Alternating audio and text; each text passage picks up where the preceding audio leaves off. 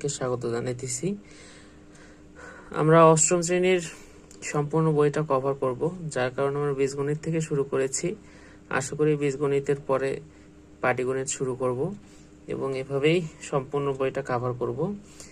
আর অষ্টম শ্রেণীর অঙ্ক যেমনটা অষ্টম শ্রেণীদের জন্য গুরুত্বপূর্ণ, অর্থাৎ বেসিক লেভেল না জানলে আসলে 9-10-এ যে সমস্যা হবে, তেমনটা অষ্টম শ্রেণীর অঙ্ক থেকে অনেক অঙ্ক চাকরির পরীক্ষাতে আসে। তো এই অঙ্কগুলো আসলে সবার জন্যই, যারা পড়ালেখার মধ্যে আছে তাদের সবার জন্যই আসলে গুরুত্বপূর্ণ। তো এই কারণে অষ্টম শ্রেণীটা শুরু করা। তা চলো আজকে আমরা অষ্টম শ্রেণীর অঙ্ক করব। আর যারা এখনো লাইক কমেন্ট শেয়ার দেওয়া নাই তারা অবশ্যই দেবে, আর যারা সাবস্ক্রাইব করে নাই অবশ্যই সাবস্ক্রাইব করে দেবে।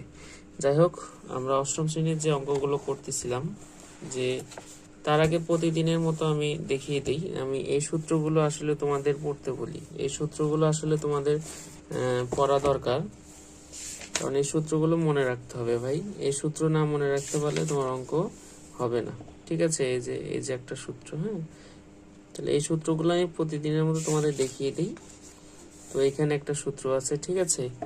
তো দেখো, আজকে আমাদের এখানকার কিন্তু সবগুলো অঙ্ক কভার হয়েছে 12 পর্যন্ত, হ্যাঁ, 12 পর্যন্ত হয়েছে, শুধু বাকি আছে 13-14। আমরা আজকে এই দুটো করব। পাশাপাশি যদি দেখি আমরা, এই যে 15 সূত্রের সাহায্যে গুণফল, আসলে এগুলো চাকরির পরীক্ষাতে তেমনটা আসে না, কিন্তু যারা অষ্টম শ্রেণীতে আছো তাদের মানে এই অঙ্কগুলো আসে।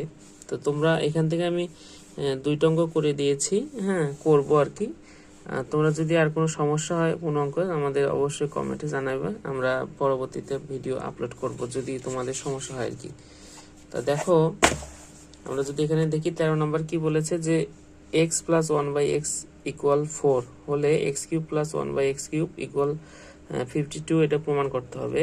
আর 14 নম্বর a মাইনাস 1/a ইকুয়াল 5 হলে a³ মাইনাস 1/a³ এর মান কত, এই দুটো অঙ্ক বের করতে হবে।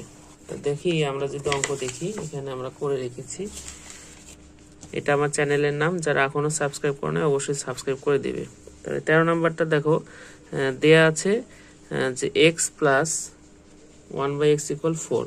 তাহলে লেফট হ্যান্ড সাইড ছিল x³ প্লাস 1/x³ ইকুয়াল যে 52 প্রমাণ করতে হবে। তো এটা সূত্রটা কি?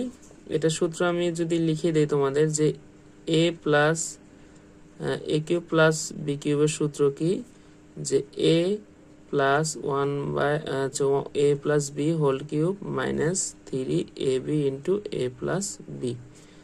আর a³ মাইনাস b³ এর সূত্র কি, তোমার a minus 1/a minus b whole cube plus 3ab into a minus b। অর্থাৎ এই সূত্রের ক্ষেত্রে সব থেকে যেটা নির্ভর করে সেটা তোমার মান কোনটা দেওয়া আছে, প্লাসের না মাইনাসের। যদি প্লাসের দেওয়া থাকে তাহলে আমরা এই যে এই সূত্র দিয়ে ইউজ করব, প্লাসের মান দিয়ে। মাইনাসেরটা থাকলে এই যে এটা, তো এখানে দেখো, এটা a, এটা b। যদি হয় তাহলে a³ প্লাস b³ এর সূত্র কি, a plus b whole cube minus 3ab into a plus b। অর্থাৎ এখানে a এর জায়গাতে x আর b এর জায়গায় 1/x বসিয়ে দেওয়া হয়েছে। আর এখানে তো কাটাকাটি যায়, এটা লব আর এটা হর। আর এখানে তোমার এখানে মান বসিয়ে, হ্যাঁ, মান বসিয়ে এই তোমার 13 অঙ্ক, অর্থাৎ 4.2 এর। আর এখানে তুমি মান বসালে, 4 এর মান 4, 4 4 8, 28টা 64 হবে এখানে, হ্যাঁ। অর্থাৎ এখানে 4 3 বার গুণন, 4 গুণন 4 গুণন 4, তাহলে 4 4 16, 4 16 64, আর 3 4 12, বিয়োগ করলে 52 হয়, ঠিক আছে? এটা তোমার প্রমাণ করতে বলছে। আর এখানে a minus b a1/a equal 5 দেওয়া, তো এটা মাইনাসের দেওয়া, তাহলে আমরা এই সূত্রটা অ্যাপ্লাই করব, ঠিক আছে? এই যে এটা অ্যাপ্লাই করব। এটা যদি হয়, দেখো তাহলে কি আসতেছে এখানে, যদি এটা হয়, হ্যাঁ, সেক্ষেত্রে কোনটা আসবে দেখো। এটা যদি হয় তাহলে কি আসতেছে, a³ মাইনাস 1/a³। তার সূত্র কি, এটা a এটা b, তাহলে a minus b whole cube plus 3ab into a minus b। Just এখানে আমরা মান বসিয়েছি, যে এটার মান 5 এর উপর কিউব প্লাস 3 ইন্টু 5। আর এখানে 5কে কিউব করলে 125, আর এখানে 15 যোগ করলে 140। এটা হচ্ছে তোমার নির্ণয় মান। হ্যাঁ, এখানে দিবে হচ্ছে মান বসিয়ে।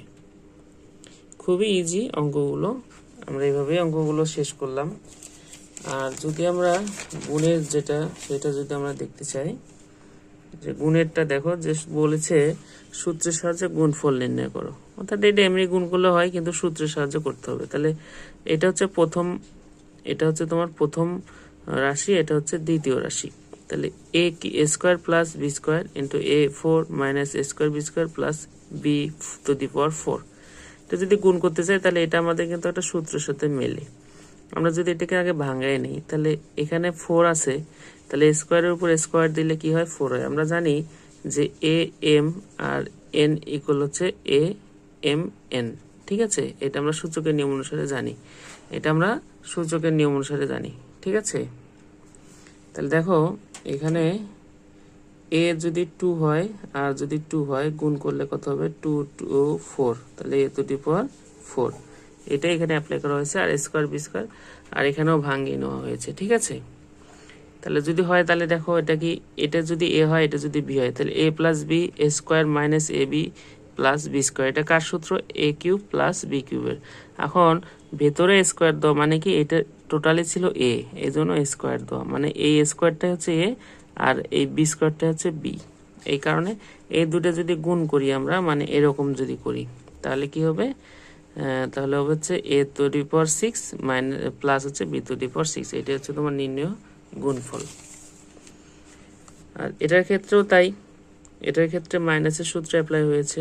এটা তাহলে এটাকে তুমি ভেতরে নাও, এ এক্স কে স্কোয়ার করলে স্কোয়ার এক্স স্কোয়ার, আর এখানে তোমার হচ্ছে সাজানো হয়েছে, তাহলে এ এক্স হচ্ছে, এটা হচ্ছে এ, তাহলে এ এক্স, আর বি কোনটা, বি হচ্ছে বি ওয়াই, তাহলে যে বি ওয়াই, এটা জাস্ট আলাদা আলাদা ছিল, এটাকে একসাথে ছিল, এটা আলাদা আলাদা করে নেওয়া হয়েছে।